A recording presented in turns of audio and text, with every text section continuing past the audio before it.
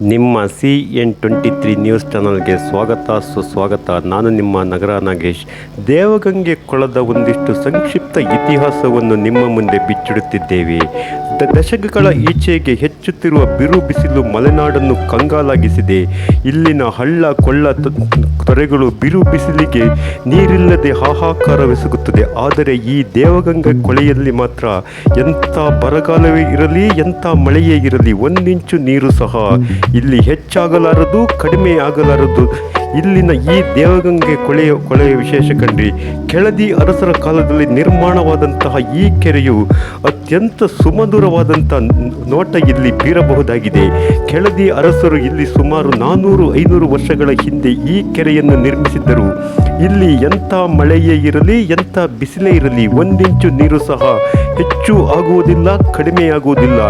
ಇದು ಶಿವಮೊಗ್ಗ ಜಿಲ್ಲೆಯ ಹೊಸನಗರ ತಾಲೂಕಿನ ಬಿದನೂರು ನಗರದ ಸಮೀಪ ಇರುವಂಥ ದೇವಗಂಗೆ ಕೊಳದ ವಿಶೇಷ ಕಂಡ್ರಿ.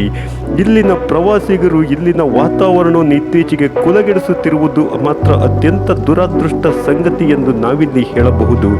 ದೇವಗಂಗೆ ಕೊಳದ ನೀರು ಅದು ಎಷ್ಟು ಶುದ್ಧವಾಗಿದೆ ಎಂದರೆ ನೀವೊಮ್ಮೆ ಇಲ್ಲಿಗೆ ಭೇಟಿ ನೀಡಿ ಈ ಕೊಳದ ಅಂದ ಚಂದವನ್ನು ಸವಿಯಬೇಕು.